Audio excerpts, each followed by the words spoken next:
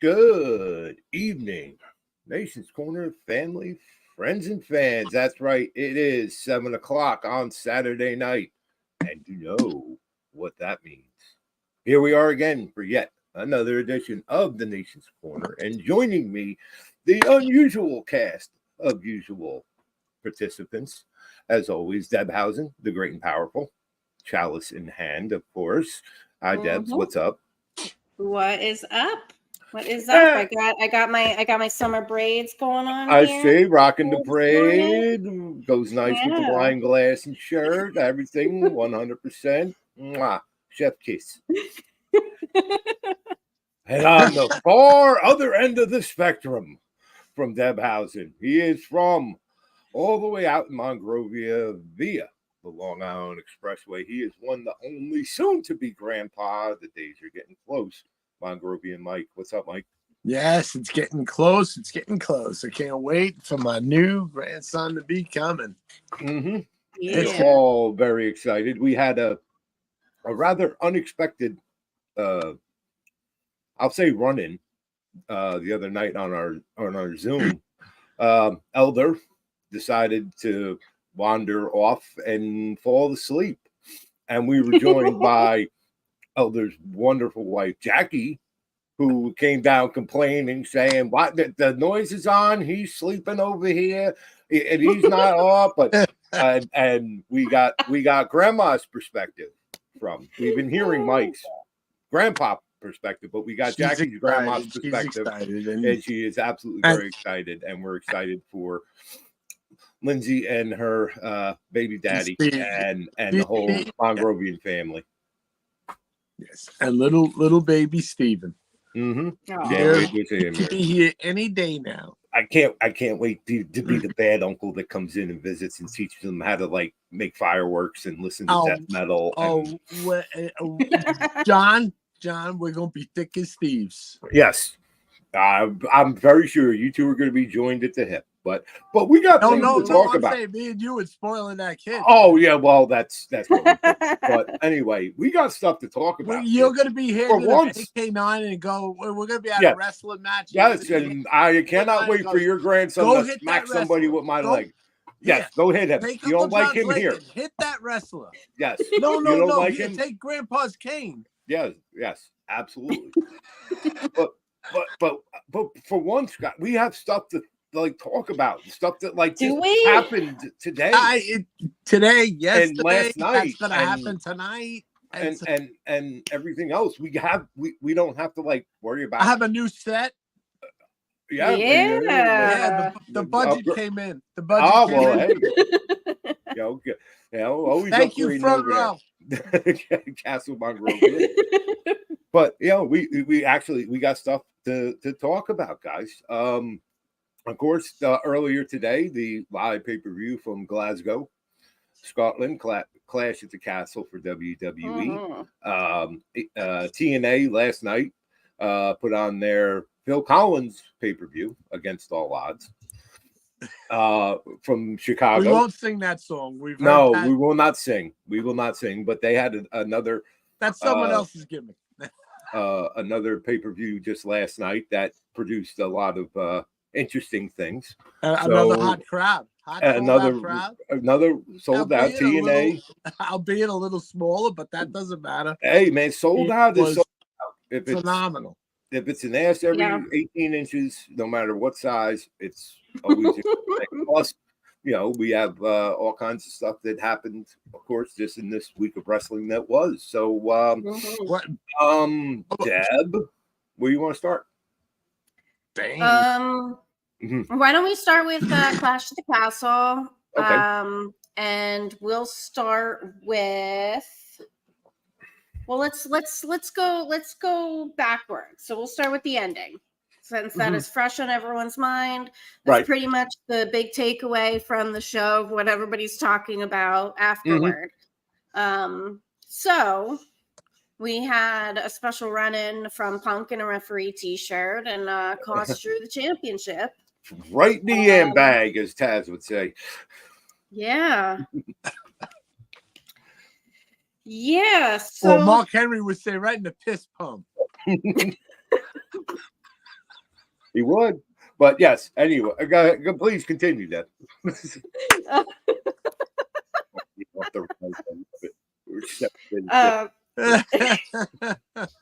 Yeah, so it was quite interesting. Everybody's got opinions. Wade Barrett has an opinion for damn sure. If you caught the post show, Yes. Wade Barrett calling for Punk to be fired. Yes, which is not happy. Wade quite Barrett. funny. We got a Punk run-in on the He was post being show. a homer. Yeah, well. So I know so I saw LaGreca tweeted earlier right after the show saying F you Punk, Team Drew McIntyre. So this is where I'm at. I'm Team Damian Priest. My thoughts on Punk have flip-flopped back and forth so many times in the last few years, no one can keep count. But Damian Priest kept the title, so right. go with me. Yeah. And yeah, John. Go ahead, Mike. Dude, John Bay is right, man. If you could throw up his comment, that great new shot of it, yeah. Awesome. It's very true. Like we count 1, 2. We're like, wait a second. Who is this? You see that salt and pepper short hair? And you're like, And I'm going to go on. I'm going to give you a deep dive on that. There are people who are questioning, why is CM Punk the referee? May I remind you all, back at Mick Foley's Hall of Fame induction. No, Mick Foley's Hall of Fame induction in, I think it was 2013, to the WWE Hall of Fame. At the very end, there was a classic sequence where Mick Foley looks out into the crowd and to a then WWE employed Chris Jericho and says, I never beat you. And then they proceed to do a sequence where Foley drops the elbow, and who is up on stage counting the 1, 2, 3? None other than Chicago's own CM Punk. So don't question that. But yeah, it's a nice finish. And while they did, to me, they did the absolute best they could to make this match between Priest and Drew a main event and very interesting. Yes, of course, it was in Scotland, in Drew's home country, in front of his home people and all that. But we always knew, especially since we have seen CM Punk appear more and more often on WWE, in social media and stuff, we all know Punk is coming back. And the real story here is what they just, pardon the pun, kicked in the gear with the end of that. We're going to see Drew and Punk coming up very soon. And it's kind of what we've been waiting for. And I like the idea that there's not even a title involved in this or anything to do with any title. It shouldn't be that. It should be just a good old blood feud type of story with those two. Yep. And they're just building it up for, I mean, the whole vignette you saw of Drew before was just, if that wasn't turning him face, I don't know what is. I mean, and to be honest, he actually did go through the pandemic, and we eschew the using the word they deserve it or they deserved, and but I believe people like him and Bailey and a certain few others really earn their stars and stripes with this company. They were unsung heroes for a very long time, in front of nobody, and then in front of screens. You know what I mean? Yeah. So it's really hard to keep that going. So I mean, you have Bailey, you had like Sheamus, you had Drew, and then who else did you really have? I mean, you had a few other people, of course. Roman had to lay low. Right. Yeah. Well, the thing that we've had, and it's not a new concept with WWE, but and they just happen to do it better than anybody else. Honestly, you always have injuries. You always have people out for whatever one or another. You know, your big top stars, but man, they always find a way and have people, have a person to be that next person up, to step in to fill that role until other people return or anything like that, and keep it just as fresh and hot and interesting as it has been. It's still must see TV regardless. But I don't. I mean, Priest retains, so that's fine. We'll have to see where they go with him next. As El Campeona. But and obviously now we're going to see Drew and Punk. But if Punk wasn't ready, what would be next for Drew? Right, that's the thing. So he still has beef with Damien still. Anyway, that's true, and especially if you watch the post show, they asked Damien if he had a message for Drew after the match, and he pretty much said, in so many words, he said, "You run your mouth too damn much, and it cost you your title shot." Yeah, and I think they're going to move away from Priest and Drew at this point. Obviously, they have the bigger story, which is fine. I'm totally cool with that. But okay, so that was the main, and then the one before was, "Hey Bailey, ooh, ha, wanna know, will you be my girl?" I love when the Europeans do that. I wish us fucking Americans would do that. I know. One of the American crowds we'll start it. Teach me the lyrics. Fucking I'm still awful. learning the Cody lyrics. I'll text it to you. But again, a great match in itself. Bailey versus Piper Niven for the Women's World Championship. Can we just say that all the women kicked ass today, and they did. And any of you fat asses with donut crumbs around your fucking mouths, typing on your machines, waiting to fucking pounce on Jade, go fuck yourselves. Okay? Thank you, John. I stole your gimmick with you stole my line. You're gonna cost you. That's gonna cost you. You know what? All the women today, man. You know what? Screw you. Go. You go fly over someplace for 6 hours. Go fly 6 hours away, and then you walk up the steps, and we'll see how blown out you are. Make sure you wear it depends, because you probably shit yourself walking up the 2 steps. Okay, that's it. Lord, you independent community dopes. Well. Bunch of schmucks. Always wait. Oh my God, Jade made a mistake. You know what? Watch any so-called real sport. You see those guys fuck up all the time. Oh yeah, tell me about it. Just watch a goddamn Mets game like I do. You'd be eating a fucking, be drinking a bottle of Pepto. I made a comment in our Discord earlier. A bunch of us are there, commenting along while watching the pay-per-view, and things like that, the thing that we'll get to about the issues with the women's tag team match and all that. But this is all the fault of one person. It's their hero and savior, Dave Meltzer, a guy who has become a so-called expert and the absolute authority on wrestling. He's never taken a bump. He's never trained one fucking day to do any of it. Yeah. He is not a fucking expert.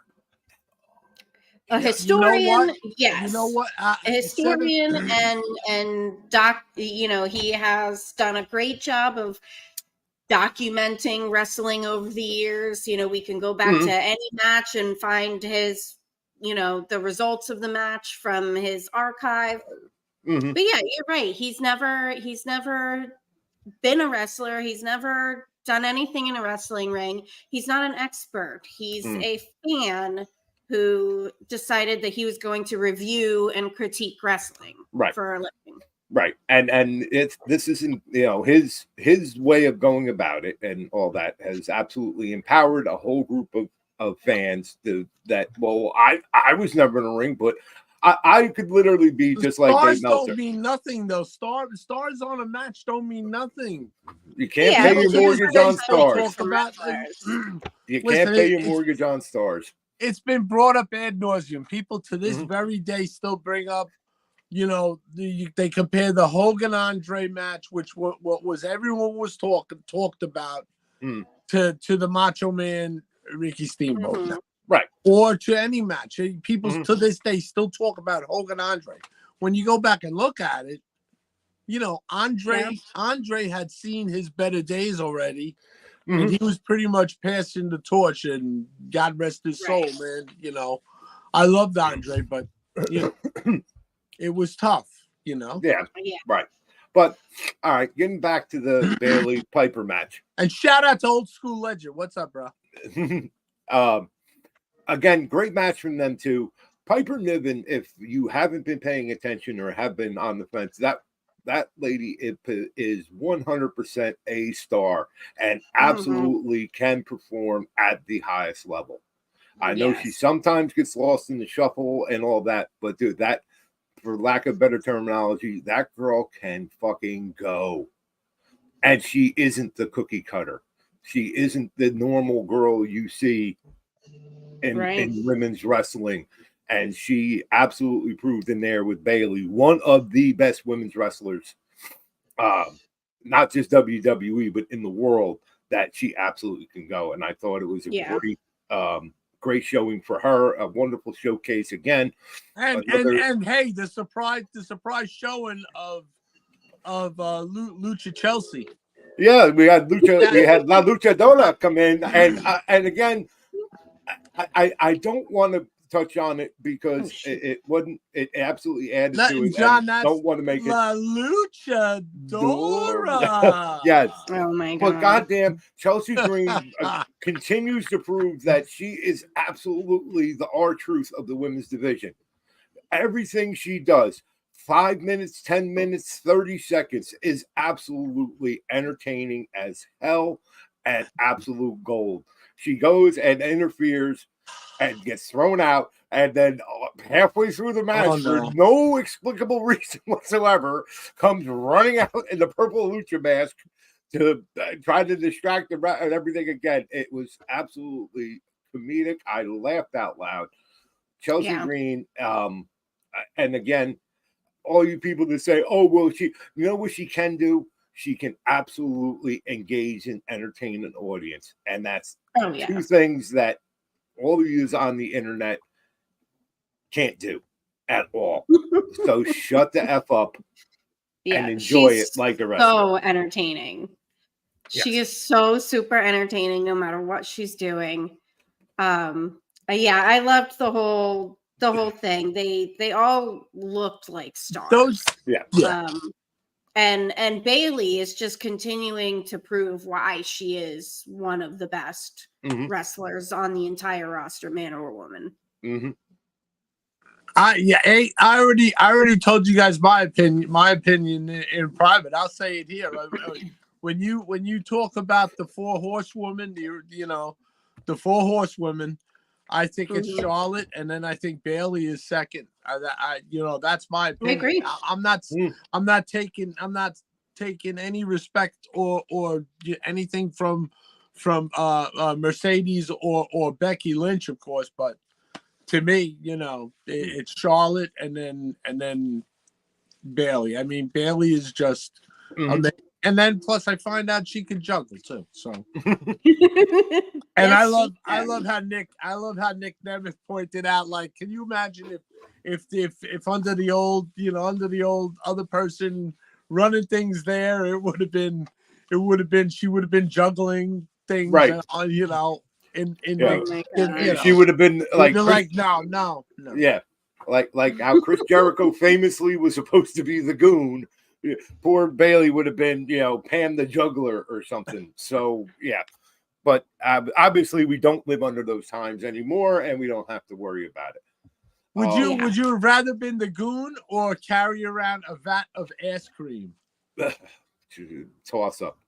50-50, flip a coin. Well, you know what? The two dudes, well, it was Chris Jericho and Christian. So I think they survived that gimmick. Yeah, I think they might have come out all right. But yeah. Again, we digress. They do what the best ones do. I said do. They do. Yeah, they make the doo that they get given work. Yeah. Not to be confused with the voodoo that you do. Yeah. Anyway. My God. Yes. I think that we're off the rails, Deb. Why are you even fighting it at this point? We're off the rails already. So we're always off the rails, bro. It's okay. We're unsupervised yet again. We're unsupervised. God damn it! Front Row needs to come back to this show. Oh man. Well, why you gotta ruin our fun like that, Deb? Why you gotta why?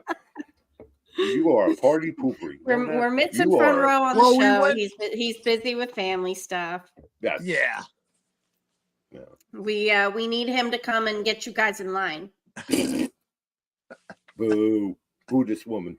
Boo her loudly. Other people do it, so. Yes. We know. So we love Front Row and Mrs. Front Row. We do. Wonderful. Yes. People. Out enjoying a show. Yeah, yes. Yeah, you just saw this too. On the other hand, telling you not to sing. Yeah, just them. Just them. Who are you? I'm sorry, sir. Are you lost? Who are you?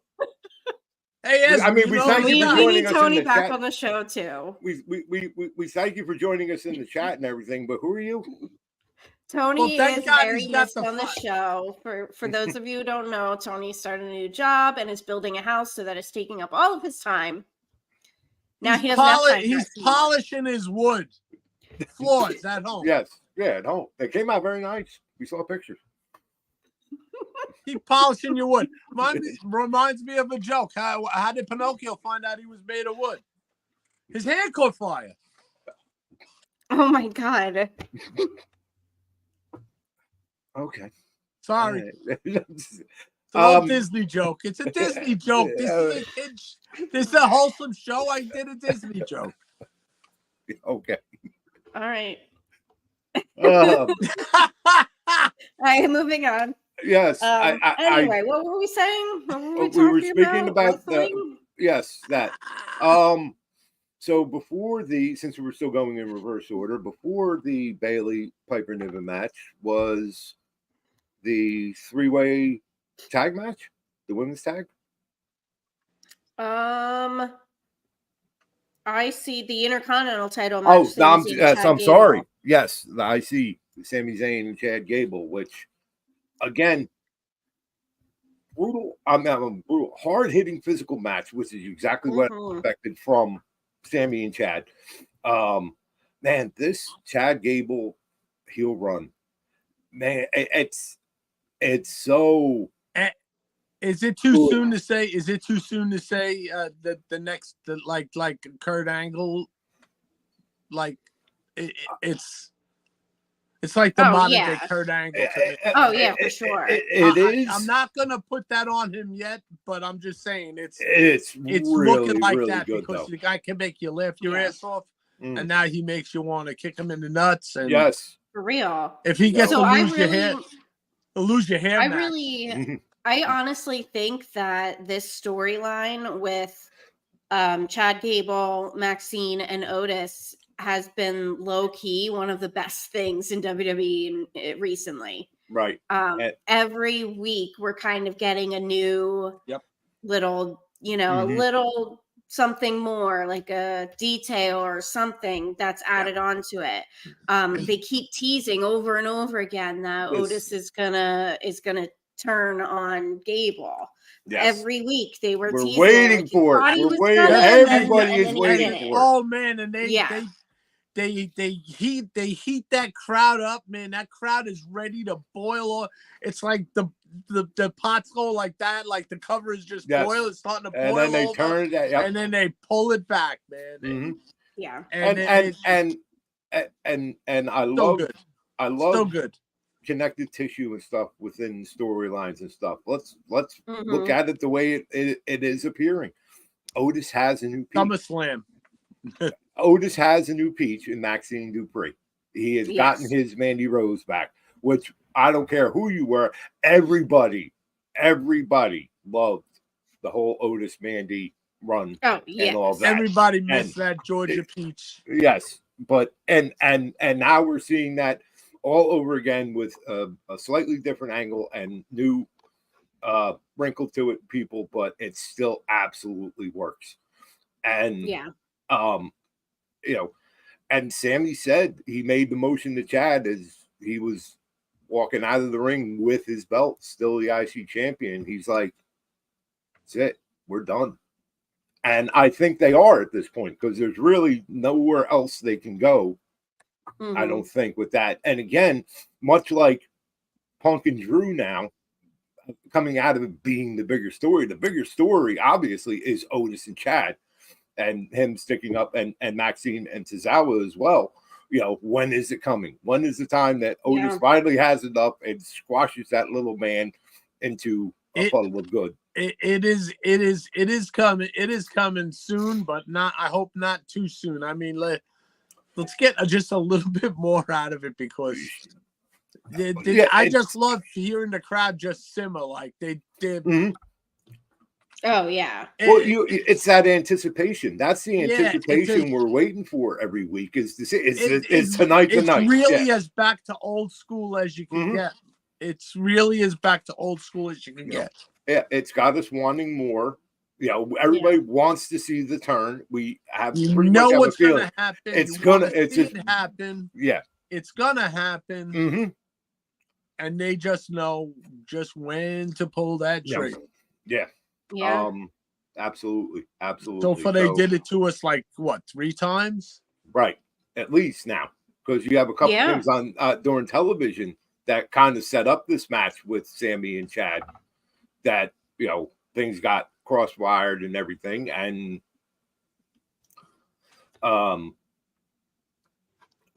it again coming out. The story is now Otis and Chad, and now they can move someone to Sammy to be a next contender for the IC. What it is? You know what it is? It's Chad Gable is unbelievable athletically, everything. Yes.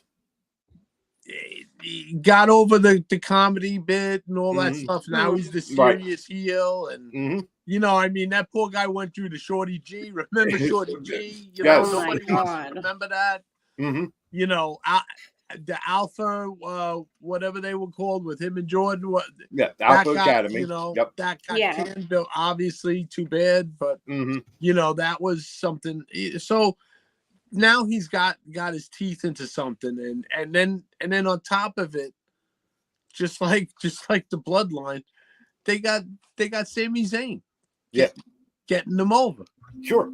Exactly. And we all know how good Sammy is not in and out. Not in the comedy way now. Now in the mentor kind of way, but it's still Sami Zayn is, reaching out. He got himself over. Now he's getting over. Yeah. He's getting him over. Absolutely. And it's perfect. It is. It's going to be great. Can you see those 2 hairy beasts when they start sliding with each other? the two hairy gingers running rampant. Oh my God. So John Bay says in the chat about Uncle Howdy. So we didn't have anything specific on this show, right? No, I guess there was on SmackDown last night. Yeah, we had a QR code on SmackDown last night, but no, I don't.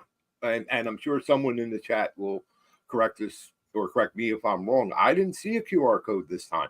I didn't see anything. Not to mention nothing. So, and for the real quick, I'm not going to get into too much with the QR code because everybody's been keeping up or anything. Apparently, this Monday night at Raw is the night, from what everything I've seen and been told. So maybe Okay, they're Seth just says there was a That's- message that popped Yep. up on the screen, but not a QR code. okay. But yeah, all signs point to that Monday on Yeah. Raw Mhm. is gonna be something big. Right. Several of the clues recently have kind of pointed to Monday the 17th. So yeah, definitely Raw this week is absolutely must see. Right. Right. As usual, or Yeah. how it has been. Okay. So all right, now we are Deb. Now we are to the three-way women's tag team title match. Mhm. Jade, tag champs Jade and Bianca, the hometown team of Isla Dawn and Alba Fire, and my favorite badass tag team, Shayna Baszler and Zoe Stark. And I love that. Granted, Shayna is great, so is Zoe, but just how they and it's probably just how they are, whatever. But the way those two like walk to the ring, like somebody in this area is about to get their ass kicked hard. Just with them two walking in, that is, Mhm. that's not, and it's not manufactured. It's not them playing a character. It's just them being them, and you just look at them and like, woof, somebody's Yeah. Don't about let to that have a silly bad shit night. you see on Instagram fool you. Yeah. But Yeah, it was a fantastic match. Mhm. I personally am not too thrilled with the result. I like Jade and Bianca and I wanted them to keep it. Okay. I Nothing I didn't. against the other two. I have absolutely nothing against Alba Fire and Isla Dawn. They're, everything I've seen of them is fantastic. I just was not rooting for them in this match. It certainly didn't appear that it was going to be, because let's be honest. Is there any tag team right now in the women's division of WWE that you could actually look at and say, yeah, they can beat Jade and Bianca? Because I don't think that tag team exists yet. But on one hand, yes, I was very surprised at a title switch and occurring, and we're not going to go into the slip. We're not anything like that. Yeah, I don't care. It's live. It's live performance in the moment, people. Shit happens. Okay. And that's all I'm going to say on it. Yep. But however, as I thought about it after watching the match and the PLE, it kind of made sense. And this is an old WWE standard. You want to send the people home smiling. And what better than to absolutely local home country, hometown girls who are very good in the ring, and not you would think that You're could right. sneak up, sense. It makes sneak sense. up and steal one, and that's kind of exactly what they did, and it sends the Scotland crowd home smiling that their home country women are now champions. Now, where and how it goes from here, because again, that's a story. But what do we have coming out of this? Do we see now the split of Jade and Bianca, where they face each other and not being a tag team?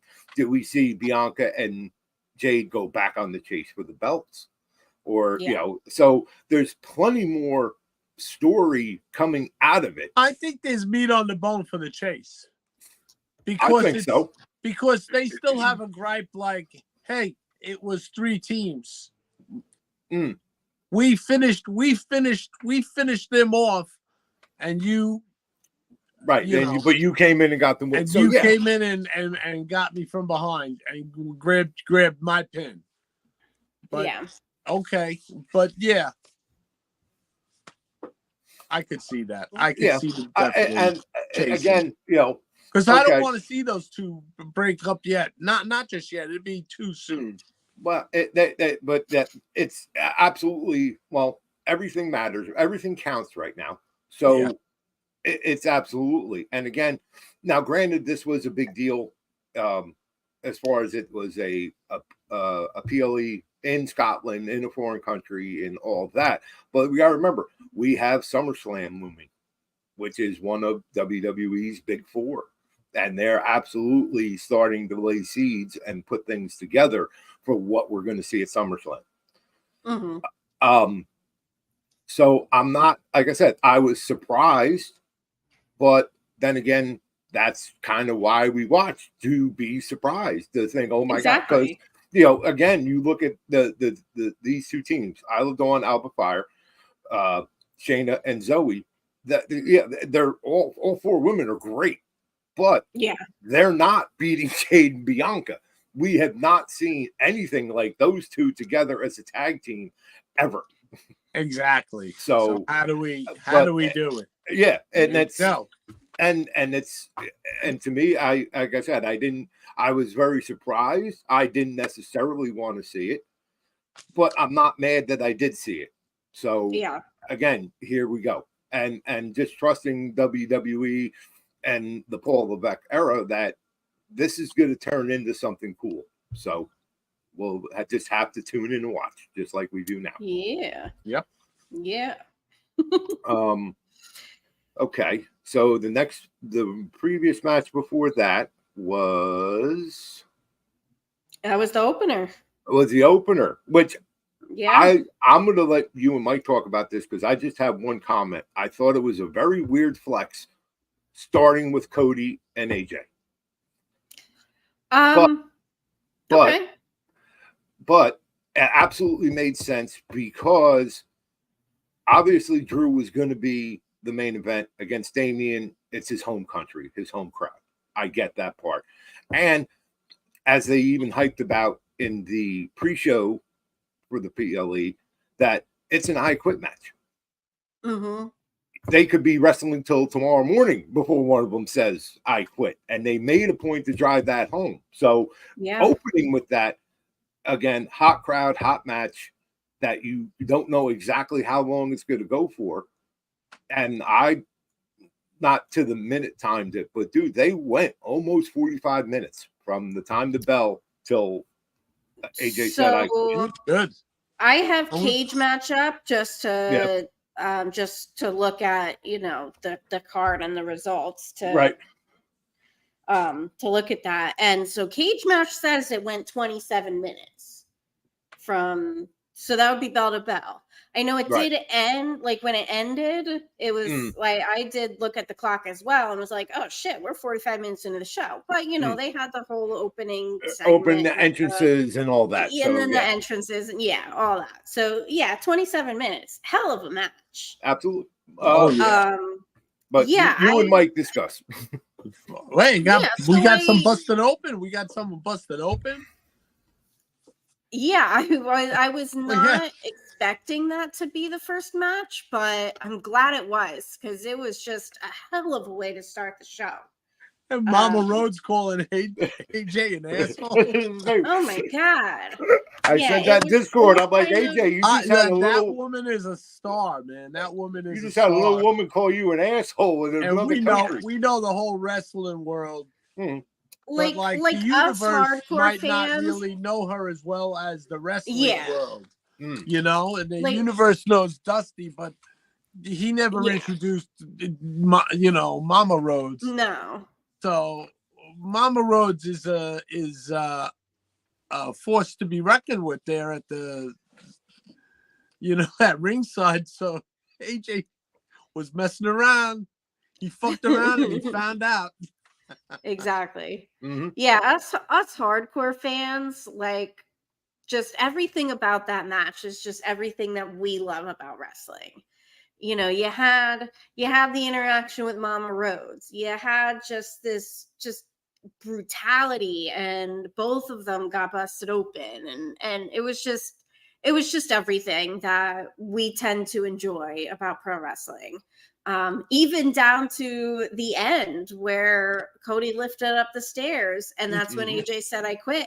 And then Cody turns to his mom and says, should I? And she nods her head. And then he hits him with the stairs.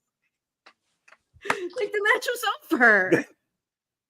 Hey, listen, you know what? And I'm sure a certain bully that we know will be bringing it up on the show that Yes. Cody is a heel.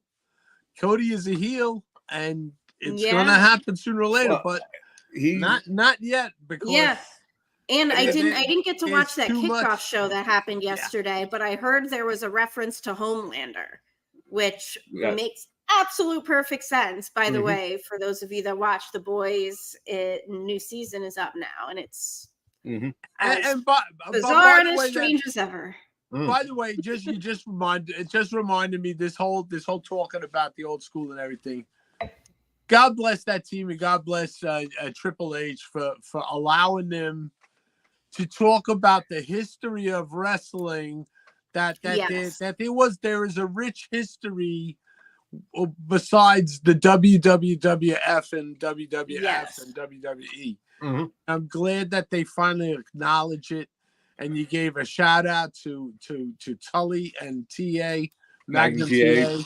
I mean, and just when they point out certain things in history of wrestling and bring it to the modern era for people, there is nothing but positive for that. Yeah. Nothing but I feel like we went so many years with WWE yes, just kind of Tully insulating themselves in their little Right. bubble, and like WWE for a period of time, like just didn't acknowledge that anything in pro wrestling existed outside of WWE. And to see that's changed now under Triple H is really awesome. Like they have fully, especially with this partnership with TNA, they have fully just integrated themselves into the pro wrestling community again, instead of just being completely separate. And we love it. We love that. Yeah. We should segue into the TNA pay-per-view from last night. But first, I just want to point out that certain they'll say Vince was a certain way, but let's not forget that he comes from the old school too. So it was ingrained in him that he fought for everything. People just think, yeah, he went around, hey, I'm billionaire Vince and bought stuff. There were times where that guy had to have a couple of heaters with him to help keep his ass alive. True. During the old days, so it was always a fight for him, and even back in the day. So like he probably was always triggered back to the Monday Night Wars, which was the greatest war of any in the history of wrestling, as far as anyone would be concerned, right? So yeah. So one quick point along those lines before we move on to TNA is on the post show, Triple H talked about he referenced something that Punk had said earlier in the post show about like Punk said so many things that he fought for back in when he was in WWE before, about like how the locker room operates and things that should be put in place, and just kind of the overall environment. So many things that he fought for and got pushed back on it then are implemented now. So he talked about how it's a totally different WWE, the backstage atmosphere, the locker room atmosphere, just how everything works. And he's kind of seeing how the way that he wanted WWE to be back then, and he was frustrated that it wasn't, it is now. And Triple H, when he came on the post show, kind of piggybacked off of that and said, back in the day, like it's no secret that Triple H and Punk, kind of conflicted a lot back then. And Triple H said, he and Punk, have their history of going back and forth and disagreeing on things, but he is really understood now and seen now that Punk is older and more mature, that those things that he wanted to do back then and just kind of rubbed people the wrong way, like in the end he was right, and it's all come to fruition, and they all have a better workplace environment because of it. And I think that also points back to something I mention all the time with Triple H being now in charge, is that Triple H was a wrestler. He spent many years being one of the boys. He's been there, done that, done everything you could possibly imagine as one of the wrestlers. And now being the boss, he has a totally different perspective, I feel, than probably Vince ever had. Vince was always the boss. He was never one of the boys. Yeah. So he never, like, I feel like Vince didn't really have, like, he never had that perspective of just being one of the regular wrestlers on the team. And I think that's one thing that Triple H has at his advantage. Like, he has the best of both worlds. Like, he has shown himself to be an incredible businessman, and he has so many ideas for how to push WWE to the next level, especially globally. Yeah. But he also has that perspective of knowing what it's like to be just one of the wrestlers in the locker room, and knowing what they need to make them happy in the workplace. Let's not forget he's been I think through it that's all. awesome. Yeah, let's not forget Exactly. he's been through it all. You can't forget that he was through his mistakes early on. It made Stone Cold Steve Austin king of the ring. So even through his mistake, through his mistakes, Triple H could take a little credit for you know, it's even true. having Stone Cold Steve Austin, because he probably would have been the one going over Steve Austin.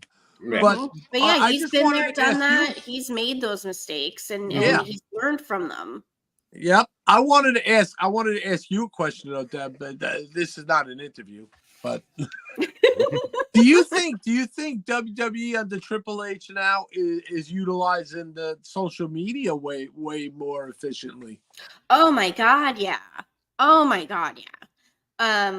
And we see it time and time again that WWE social media interaction is just on another level, and they have really done an amazing job of kind of keeping with the modern technology. We heard the stories of, when Matt Cardona, Zack Ryder first did his YouTube show, and WWE didn't want to, do anything on YouTube. They just didn't see the point of it. That obviously has changed, and we hear from people about how, they see WWE videos on Instagram or TikTok, and people are becoming fans of wrestling by just seeing these videos and posts all the time, and then deciding to check out the show. So yeah, the social media game is just on a whole other level. I think they're utilizing it better than probably any other media forum out there. It's just insane. Like, I know Front Row has said that his son, who doesn't watch wrestling whatsoever, knows who Rhea Ripley is because she's TikTok famous.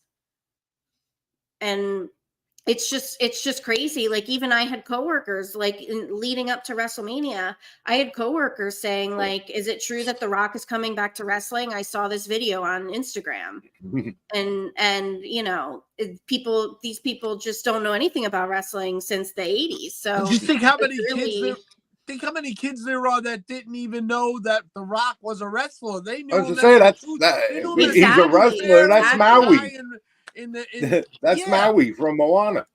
Exactly. Yeah. Social media is on a whole other level. And I think that's something also, not only Triple H, but other people that have joined the company in recent years that just really know what they need to do to keep the company relevant and keep it modern and keep it fresh for younger people to get interested in it. They know that younger people spend most of their time scrolling through videos on Instagram and TikTok and aren't watching TV. They have a they're using that to their advantage. They really do. They're all not just the wrestlers, the people behind the scenes are reinvigorated. We know we have Dewey Foley doing a great job over there at NXT. Yeah. You got I mean, just everybody from the trainers to anyone running things, obviously Triple H, HBK, but Helms and just everybody. give them their flowers. Abyss.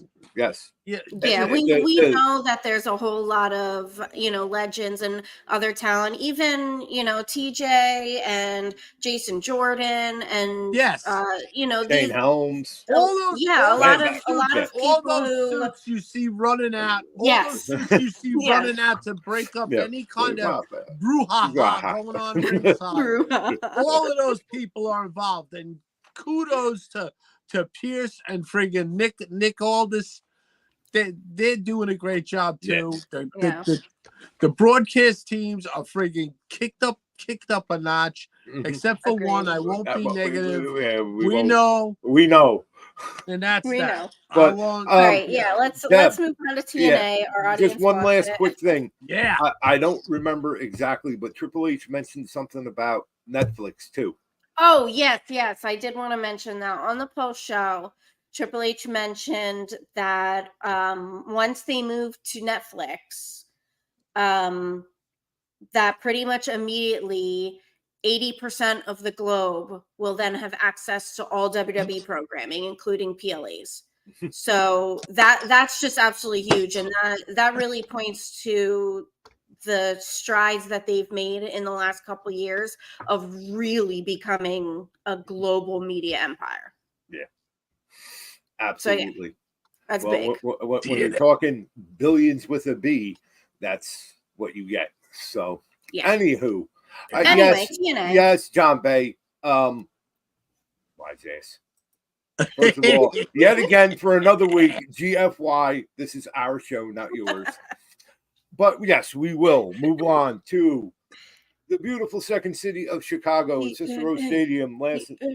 Last night, TNA put on one of their quote unquote smaller pay-per-views, the appropriately dubbed, if you listen to Busted Open, the Phil Collins pay-per-view of Against All Odds. Yes. Yet again, another absolutely solid show from TNA. Few surprises, few things that we're talking about and anticipating, and we've been kind of alluding to it and talking about it. But absolutely, the Jordan Grace TNA Knockouts Championship Open Challenge, and who was going to answer, who was going to show up, who she actually was going to be facing, and some people thought it was a disappointment. I didn't. But Tatum Paxley, who at Battleground touched and tried to steal Jordan's belt, her TNA belt, and she wound up getting cracked in the head. So did Ash, which I love too. But Tatum Paxley stepped up. Now, granted, is there anything that tells me that Tatum Paxley can beat Jordan Grace? No. But to Tatum's credit and Jordan's, they worked a hell of a match. And, it basically made them both look very good. I wasn't mad at all at how or why they did it that way.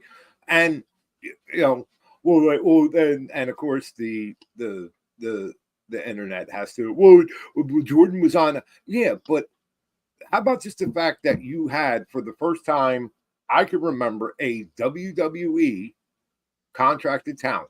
So remember, folks, NXT is It's WWE. called toes in the water. Sure. And granted, TNA might have been able to could have tried to do a better job, but it was supposed to be a surprise. So anticipation was there of exactly who was it going to be. And people speculating wildly about who was going to show up. So overall, I think TNA did a great job in regards to that. And also, especially if you saw at the end with the interaction with Ash and Jordan, they are absolutely setting up that Ash and Jordan are going to be fighting for the NXT or the TNA Knockouts title somewhere down the road. And they have another pay-per-view. Again, TNA does a great job with these quote unquote smaller pay-per-views of moving their stories along, because they legitimately do 4 big pay-per-views a year, and they have another one coming up a little later this summer in Slammiversary. So now, this is the time where you're starting to build those stories for that. The other big thing out of TNA that we got last night was wonderful, Brother Nero. I knew you'd come. Yeah. We had the return. The Hardy Boys, or what? House Hardy is now whole again, as Brother Nero, Jeff Hardy, did a surprise run-in at the end. Why did you sound like one of the Wyatts welcoming Nero? I didn't have a chance to practice. I didn't have a chance to practice. You were sitting in a rocking chair. Yes. But yeah, we had Jeff Hardy come in with the run-in. Big, obviously, huge pop when his graphic and music hit when he came in. Comes in, cleans house against the system, the Hardys. The other thing I was very, very glad to see that we don't see her near enough for my taste is we had Rebby Hardy, who always looks phenomenal, but looked really phenomenal last night, and even got herself some physicality with Alicia Edwards. And like I said, we do not see enough Rebby Hardy. I mean, she is big with.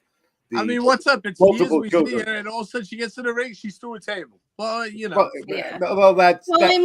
go ahead and pop out a bunch of whole kids in succession. So that's true. So maybe this is her new. If this is her new worked hard to get back in shape. Yes, and she absolutely looked. She absolutely looked like she was in perfect shape. She's been absolutely working out in that ring there at the Hardy compound. I just want to point out in the chat, Billy said it was basically a good TV show, some good matches, but no one wants to see Matt Hardy in a main event in 2024. Speak for yourself, man, because I do. I was happy. I do. I do. I thought that was a hell of a match. I thought it was a hell of a show. Yes, there were no title changes, but like we said, it was one of their smaller, like the Friday pay-per-views that they do. It's not one of the big four. So they pair these Friday pay-per-views with the TV tapings on Saturday. I thought it was a hell of a show. I think my personal opinion is TNA always delivers the past, year or so that we've been probably longer that we've been watching religiously. I loved it. I loved the whole show. Going back to the Tatum thing though, it was a great showing for her. Yes, it was a good match. Good showing for Tatum, getting some exposure outside of WWE fans. But I do agree in the chat that it was she didn't really get much of a response from the crowd. True. I feel like, like you said, that we were speculating wildly on who would it be. I feel like when she came out, it was a little bit underwhelming because I think more people were expecting a bigger star. Right. I think not a lot of people outside the regular NXT viewers know who she is. True. She's not, and even within NXT, she's not one of the main female stars on NXT either. It wasn't like they gave a top name. Right. It wasn't a Fallon Henley. It wasn't the Last Legend. It wasn't a Blair Davenport or anything like that. Yeah. But again, and I think that, like, we were talking about it on Zoom last night, that whether it was believable or not that she could kind of hold her own against Jordan. And, we saw Jordan do several devastating moves, and Tatum was able to kick out. Right. Front Row said, WWE's not going to have, one of their people come in and do a squash. And obviously, that's definitely true. But then that kind of goes back to my thought that she wasn't the right person for the match then. Maybe, maybe not. Like I said, I thought she did an excellent job in there with Jordan. Yeah. The two of them worked very well. And granted, yeah, when she first came out, it did seem underwhelming. But I think the both of them worked hard enough in that match that, and especially Tatum, she kind of won a bit of that crowd. They, I mean, they weren't 100% behind her. Obviously, they're going to go with Jordan no matter what. But she absolutely got a little bit of respect from that TNA crowd by the end. And rightfully so. But I think, I don't know. I think a little bit that it was kind of like a crowd killer in a sense that I think the crowd was so hot for the match before it. And then when Tatum came out, even though it ended up being a good match, it was kind of like all right, I guess it was kind of like a womp womp. Yeah. But well, now I can. I'm not saying she wasn't good because it was a great match. Yeah, they might be waiting to get somebody a little bigger to cross over for them. Well, that's at a bigger event, That's my point, because bear in mind, folks, if you watched NXT this past Tuesday, they announced a 25-man, remember that number, 25-man battle royal that is going to be determining the next contender for Trick Williams NXT championship. Now, why do I say remember the word 25? Most of these battle royals traditionally in WWE are 20. And we had an appearance by the American Nightmare, Cody Rhodes, and an excellent back and forth in ring with him and Trick. But Cody Rhodes said backstage that everybody's going to be in this 25, and it's not just going to be WWE locker rooms. So, and as you all are clapping along, that is certainly one name that has been tossed around because, as everybody does, we do believe in Joe Hendry. I think this coming Tuesday, they have made so much out of this partnership with WWE and TNA, or NXT and TNA. I think this week, especially at this Battle Royal they're having Tuesday night, this is the men's turn. The ladies have absolutely kicked the door open and made a statement and an impact, no doubt. Now it's the guys' turn. And I think it's going to be something coming out. We're going to have more than a few surprises because you have legitimately 5 extra slots fill now for this Battle Royal. Now, are they all going to be TNA guys?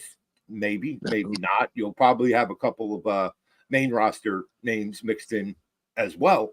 But again, if they were just going to do a regular, okay, we got to find a challenger for Trick Williams. They would throw 20 of them, 20 people in the Battle Royal, and that. But now you got 25. So there's 5 slots you have to fill, and I think NXT absolutely you're going to want to tune in, if for nothing else, that Battle Royal, just to see who shows up. Yeah, that's for sure. It will definitely be interesting. And there have been many hints specifically regarding Joe Hendry. So again, bringing that social media into play.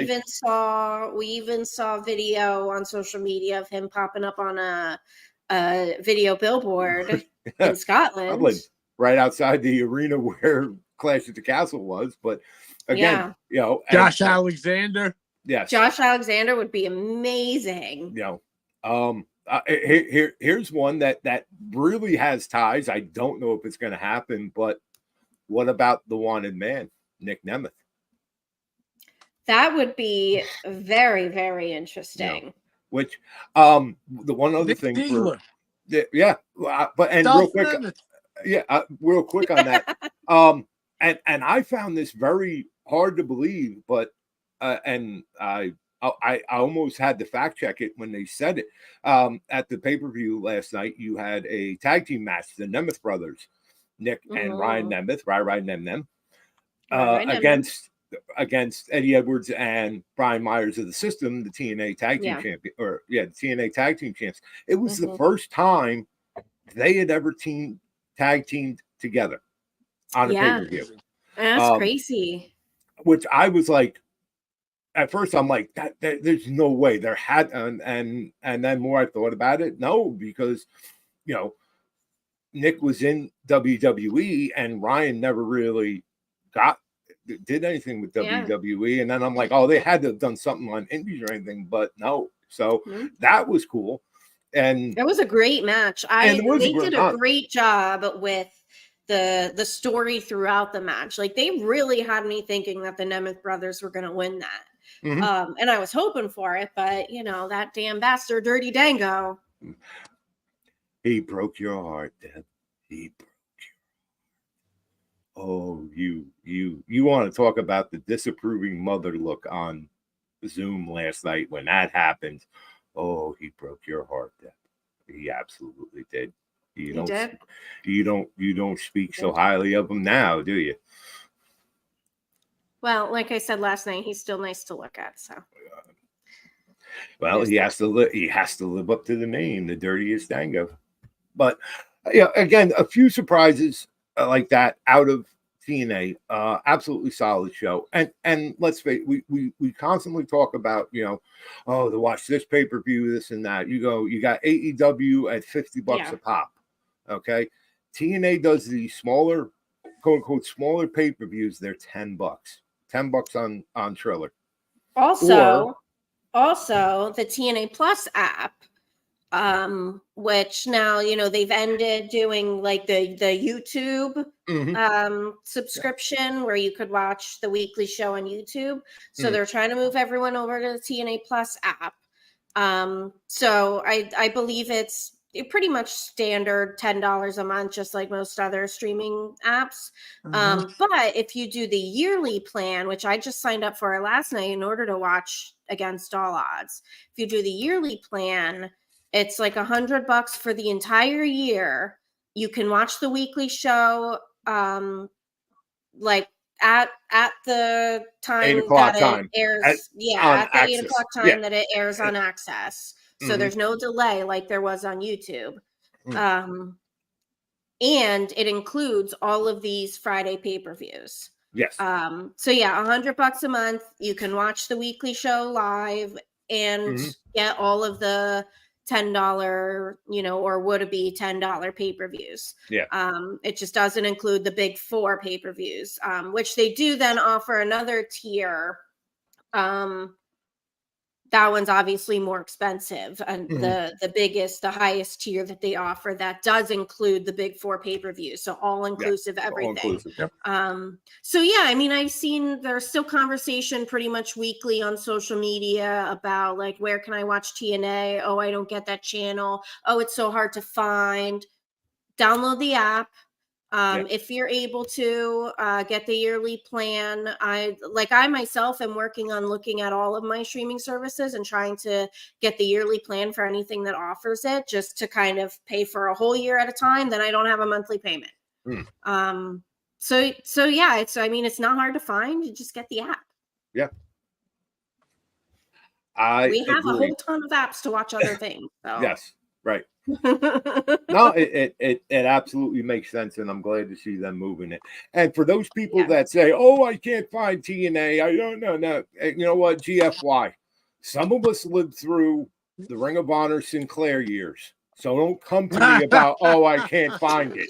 Don't even.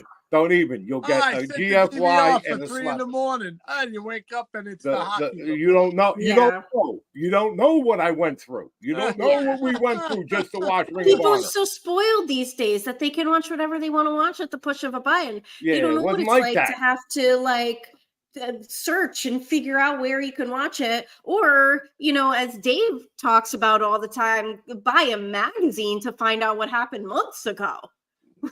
People don't know. You kids don't know how good you have it. Those bastards. Right. Yes, and John Bay says when Busted Open goes 24/7, they need to add a TV channel with all wrestling on it. I think that's a great idea. However, Sirius doesn't do TV; they're a radio. Right. So, The best you might get is a Spotify channel. Will allow them to do. Yeah. But yeah, definitely, if and when Busted Open goes 24/7, I'm sure that they will have all sorts of, different shows and, all sorts of hours that we can talk about whatever wrestling we want to talk about at all hours of the day. Right. And it's gonna be great. If not, you're already here 7:00 every Saturday. What do? We sit here and talk wrestling. You're welcome. You're welcome. Yeah. You're welcome. Yep. All right. What else? You're right, old school legend. Thank God for certain things that kept you up all night long, drinking and partying. By the time you got in from the diner after going to the bar all night, half drunk and high, it was great to watch ECW. That's right. And that's, oh my God, Jackie. What are you talking about, John? You were there. You didn't watch it on TV. You were there. I blew up my spot. I'm trying to assimilate with the other people. Not all of them were me that saw everything live at the ECW arena. Be jealous. Hey, while we're going off mini track again, can we just wish our very own Izzy Moreno good luck tonight? She's challenging Tiffany Nieves, La Princesa, for the Mission Pro Championship. Get that strap, Tiffany. Get that strap, Izzy. And we love you, Izzy. Yes, we love she is going to be the new. Do this. Yes, she is going to be. Much respect for La Princesa, but Izzy, and I think La Mera Thunder Rosa is gonna, despite her best, inject herself in this match and try and keep around the princess. But we'll see what happens there. She don't want none of that, but we'll see what happens. That is actually we're BFFs with Izzy. Yes. It is going on now. Yes, it is on Title Match Network. Mission Pro Wrestling presents Summer of Lovin'. And the main event is La Princesa, Tiffany Nieves, the Mission Pro champion, going up against our BFF and everybody's BFF, Izzy Moreno, for the Mission Pro championship. Busted Open OG. Mm-hmm. Nation's Corner OG. You heard her on Friday on Busted Open. So. What else? Well, we got Collision on right now. The 1 year anniversary of Collision. So we will see what happens there. Yeah. Thunder. Seth is right. Thunder is not at Mission Pro because she's going to be on Collision tonight. Right. She has a budding feud. And I hope this does go somewhere because this seems like it's going to be very good. Yes. Thunder and my OG Jersey girl, the virtuosa Deonna Purrazzo, have quite the feud building, and I hope that they go somewhere with this with them too because they absolutely can kill it in and out of the ring, and I think they both need to be in a more prominent role on the AEW women's roster. Definitely, as they say, there's meat on the bone with this one. Absolutely. All right. Well, we're going to get the folks out of here then so we can go watch Collision. So, Debs, where can the folks get in touch with you? And your wine glass is empty, so you're ready to leave. I need a refill now. Yes. Okay. At Thoughts So Debonair on the Twitter machine and the Instagram. And if you feel so inclined, click the link that's in the bio on both of those pages. Just saying. Okay. You might see something you like. Just saying. Okay. Click it. Okay. You won't know until you click it. Elder, where can the folks get in touch right with you? Here. They can find me in my man cave. Okay. And how many more days till Grandpa? Oh my God. It's got it was actually supposed to be they were gonna take the baby out C-section if things didn't twist around in there, but everything worked out right. So now it could be the doctor said any day now. Any day now. Oh my. Man. Oh boy. Man. Who knows? We're waiting for the new little flag to be raised up at Castle Monrovia when we know the new one has arrived. That's right. I just want to say to everybody out there, I want to say Happy Father's Day. And I know there's people out there who lost their dads, and they don't have their dads around anymore. I'm one of those people too. I give them a thought as well. But I want to extend a Happy Father's Day to everybody out there, especially to the new dad to be, my future son-in-law, Stephen, Eden. Let's do this, brother. Mm-hmm. We're gonna have fun. And I will say real quick, also Happy Father's Day. My parents just headed up to Watkins Glen earlier today for their little vacation. My parents vacation more than anybody else I've ever seen in my life, but that's another thing. So they're going camping in Watkins Glen. And so they Happy spread a Father's little Day. of that vacation around. For real. Can I get some of that vacation? God bless them. They worked hard, man. But yeah, so Mongrovian, I will tell you this, since you're about to be a grandfather for the first time. When my nephew was born, and my nephew's 8 now, I say all the time, he's my favorite person. I love him.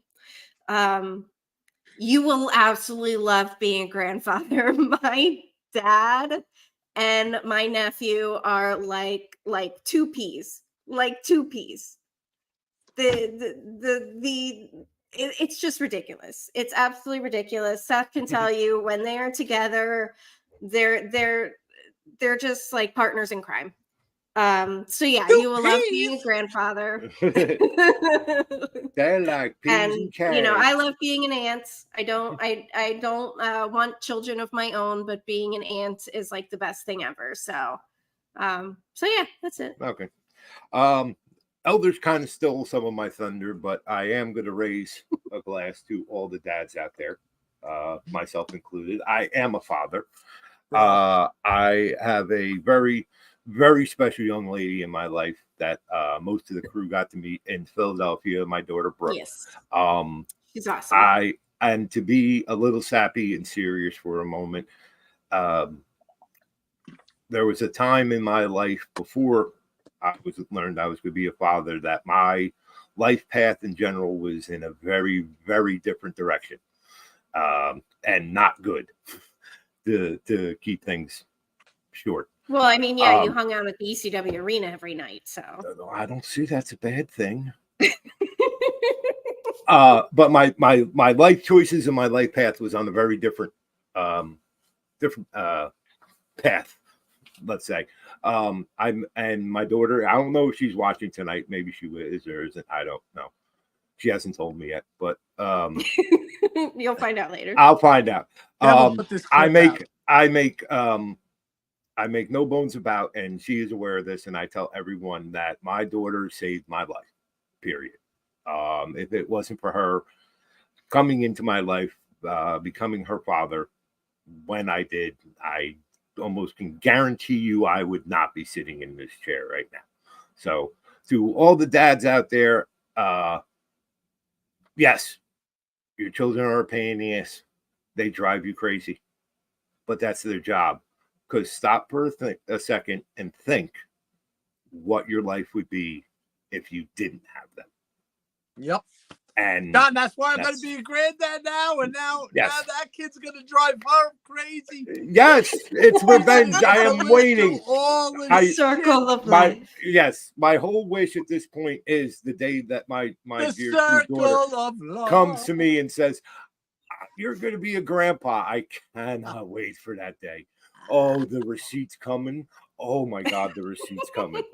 But that's my little Father's Day rant. But again, you can get with me on the Twitter and the IG at Twisted Metal Fab. And of course, follow the exploits of the most dangerous weapon in professional wrestling. Of course, I am talking about the AK9K Ass Kicker 9000 that you can follow. That you can follow on Instagram at AssKicker9K. And yes, I have just received word from the Secret Laboratories that version 3.0 is imminently inbound, and you will be seeing that debut very soon. Yeah.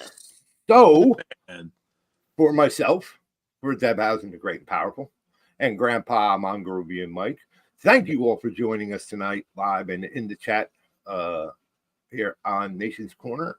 And with that, we will say see you next week. who's your daddy?